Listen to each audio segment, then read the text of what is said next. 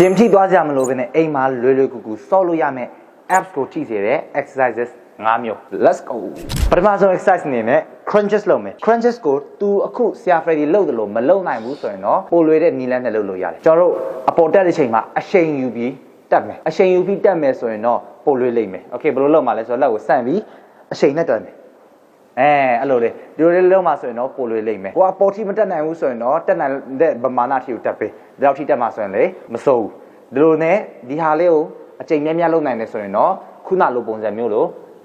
ဒီလိုပုံစံပြန်ပြောင်းနည်းနည်းပိုခက်ခဲအောင်လုပ်ပြီးတက်လုပ်ပေးမယ်ပထမဦးဆုံးပိုလွယ်ကူတဲ့နီးလန်းနဲ့လုပ်ပြီးပိုခက်ခဲအောင်ဖြည်းဖြည်းချင်းချိန်လေးတိုးမယ်ပိုခက်ခဲအောင်လုပ်မယ်ဆိုရင်တော့ abs muscle တွေတိတိကျကျကြီးထွားလာလိမ့်မယ်ဒုတိယ exercise တော့ကြမယ်ဒုတိယ exercise ကျတော့ leg raises လုပ်မယ်အောက်မှာအိတ်မယ်တောက်လေးကိုဆန့်မယ်ဆန့်ပြီးတောက်ကို raise လုပ်မယ်လုပ်ကြည့်ဒီလိုလေထိန်းပြီးချပြီးလုပ်ပေးမယ်ဒီလိုပုံစံမလုပ်နိုင်ဘူးဆိုရင်တော့ပိုလွယ်ကူအောင်လုပ်လို့ရတဲ့နည်းလမ်းလေးရှိတယ်ဘယ်လိုလုပ်မှာလဲဆိုတော့ကျွန်တော်တို့အောက်ထိကိုမဆင်းဘူးဒီလိုလေးပဲသွားမယ်အောက်ထိကိုမဆင်းဘူးဒီလိုလေးပဲသွားမယ်ကိုကဒီလိုလုပ်တာလေးကိုနည်းနည်းလေးပိုလုပ်နိုင်ပြီဆိုရင်တော့အောက်လေးကိုနည်းနည်းပြန်ချမယ်ပြန်တက်မယ်ဒီလောက် level လောက်ကိုလုပ်နိုင်ပြီဆိုရင်တော့ဟိုအောက်ထိကိုဆင်းပြီးလုပ်ပေးမယ်တက်ပြီးလုပ်ပေးမယ်အဲ့လိုလေပိုခက်ခဲအောင်ပတ်တိုင်းစူးစမ်းပြီးလုပ်ပေးဖို့လိုတယ်လို့မှ muscle ကြီးထွားမှာ muscle ကြီးထွားဖို့အတွက် progressive overload လိုတယ် progressive overload ဆိုတာကျွန်တော်တို့ workout လုပ်တာ exercise လုပ်တာပိုခက်ခဲအောင်လုပ်တယ်လွယ်လွယ်ကူကူပြောရမှာဆိုတော့အဲ့လိုပဲပြောရမှာပေါ့ဒါဒီ exercise အနေနဲ့ Russian twist လုပ်ပေးမယ်ခြေထောက်လေးကိုဒီလိုလေးမြှောက်ပေးမယ်ခန္ဓာကိုနည်းနည်းစောင်းမယ်လက်ကတစ်ခါအောင်တစ်ဖက်ကနေတစ်ဖက်ကိုဒီလိုလေးထိန်းပြီးသွားမယ်ဒီလိုမလုပ်နိုင်ဘူးဆိုရင်တော့ဒူကိုအောက်ချလို့ရတယ်ခန္ဓာကိုနည်းနည်းစောင်းပြီးခန္ဓာတစ်ခုလုံးဟိုဖက်ဒီဖက်လက်ဒီလိုလုပ်ပေးလို့ရတယ်စားလို့ရှိမှဆိုရင်တော့လုပ်နိုင်မှာမဟုတ်ဘူးဆိုတော့ဒီလို level လေးကနေစပြီးပြီးကြရင်တော့ခြေထောက်လေးကိုဖြည်းဖြည်းချင်းမှားပေးနောက် exercise အနေနဲ့ toe touch လုပ်ပေးမယ်လက်တစ်ဖက်လေးကိုအပေါ်လေးကိုဒီလိုထားပေးကိုယ့်ရဲ့လက်တစ်ဖက်ကစန့်ကျင်ဖက်ခြေထောက်ကိုသွားထိမယ်ဟဲ့ဒီလိုသွားမယ်ထိမိပြန်ချမယ်ပြန်တက်မယ်ဒီအောင်ထိဖို့လိုတယ်ထိပြီးမှပြန်အိတ်လက်လေးကိုဘေးသားမှဒီလိုလေးထားပေးမထားဘဲနဲ့အောက်အပေါ်ဒီလိုထားမှဆိုရင်တော့လောက်ရတော့လေးခတ်သွားလိမ့်မယ်ဘဲဖက်အတွက်လုပ်ပြီးသွားပြီဆိုရင်တော့ညာဖက်အတွက်လုပ်မယ်ညာဖက်ဆိုရင်တော့ညာဖက်လက်နဲ့ဘဲဖက်ခြေထောက်ကိုသွားထိမယ်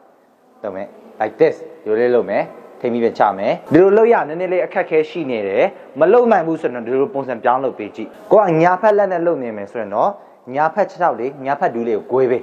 လုပ်ကြည့်โอเคဒီလိုလုပ်မှဆိုရင်တော့နည်းနည်းလေးပိုလွယ်လိမ့်မယ်ဒီဟာလုပ်ရတာတော့တော်တော်ပိုခက်တယ်ဆိုရင်တော့လုပ်နေတဲ့အချိန်မှာဒူးလေးကိုနည်းနည်းလေးပို꿰ပေးဒူးလေးကိုနည်းနည်းလေးပို꿰ပြီးလုပ်ပေးကြည့်လိုက်အဲ့လိုဆိုရင်တော့လုပ်ရတယ်ပိုလွယ်လိမ့်မယ်လို့ထင်တယ် practice တွေတေချာမြင်အောင်တစ်ချက်လောက်ပြန်လုပ်ပေး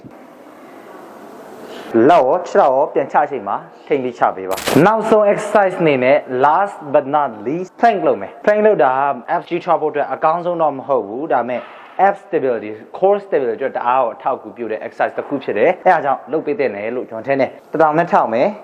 တင်ပါလေးကိုပုံနှင်းမြှောက်မယ်ဒီလောက်လေးတော့လုပ်ပေးမယ်ဒီလိုလုပ်ပေးမှဆိုရင်တော့ကိုယ့်ရဲ့ core ကိုတေးသေးချာလေးဖြည့်စေတယ်ဒီ exercise 5မျိုးကိုတေးသေးချာလေးလုပ်ပေးမယ်ပတ်တိုင်းချိန်တိုးပေးမယ်ပိုခက်ခဲအောင်လုပ်ပေးမယ် planks လုပ်တာမျိုးဆိုရင်တော့ second 30နဲ့1 minute လောက်လုပ်ပေးမယ်ဖြည်းဖြည်းချင်းပိုခက်ခဲအောင်လုပ်ပေးမယ်ဆိုရင်တော့ abs ကတိတိတတ်တာလေးကြီးထွားလာလိမ့်မယ်ဒီနေ့ပြတဲ့ exercise တွေကပိုက်စီကျစေဖို့အတွက်မဟုတ်ဘူးပိုက်မှာရှိတဲ့ကြွက်သားတွေနဲ့ပေါ်လာဖို့အတွက်လုပ်ရတဲ့ exercise တွေဖြစ်တယ်ပိုက်စီကျချင်တယ်ဆိုရင်တော့ one-on-one online coaching program join လုပ်ရတယ်ဒါမှမဟုတ်ကျွန်တော်တို့ online နဲ့ PD တင်ပေးတဲ့ program ကို join လုပ်ရတယ်အခုတည်းကတစ်ခု join လုပ်ရတယ်နောက်ဗီဒီယိုမှာ base muscle အတွက်အိမ်မှာဆော့လို့ရတဲ့ exercise တွေကိုပြစီရှင်တာလဲ comment ထဲမှာရေးပေးထားပါဒီလိုပုံစံမျိုးဗီဒီယိုလုံးဝ free ကြည့်ချင်နေဆိုရင်တော့ page တွေကို like and follow လုပ်ထားပါ